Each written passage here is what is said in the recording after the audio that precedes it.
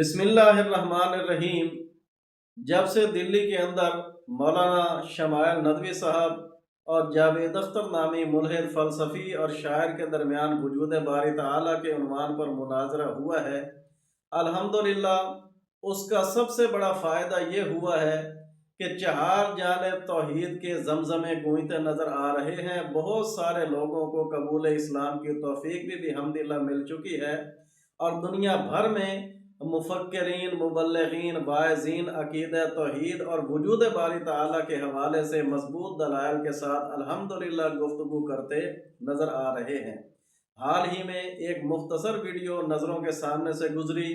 ہمارے وطن عزیز پاکستان کے بہت بڑے نامور شخصیت، بہت بڑے عالم دین مولانا سید حفظ الرحمان شاہ صاحب دامت برکاتہ العالیہ وجود باری تعالیٰ کے حوالے سے آپ کیا فرماتے ہیں؟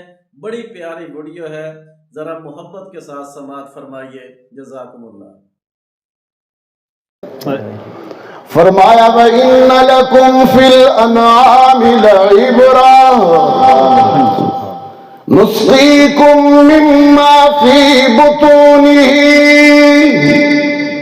مِن بَيْنِ فَرْثٍ وَدَمٍ لَبَنًا خَالِصًا سَائِغًا لِلشَّارِبِينَ۔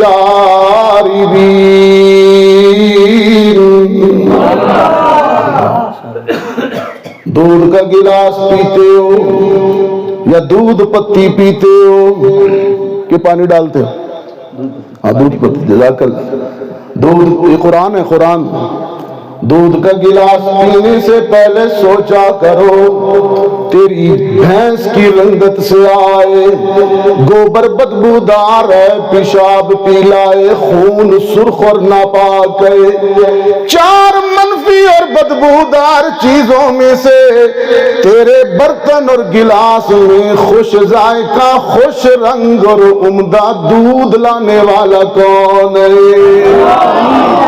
اللہ ہی بھی ہے، اللہ ہے بھی، وہ موجود ہے کہ محنت اب ہو رہی ہے کہ محنت ہی والی بات تو پیچھے رہ گئی۔ اب تو کچھ اور معاملات چل رہے ہیں، ڈینجرس معاملات چل رہے ہیں۔ کفر چھپا ہوا کفر میرے بچے کے دماغ میں آ رہا ہے، چھپا، اس کو نفاق کہتے ہیں، اور یہ کفر سے زیادہ سخت ہے۔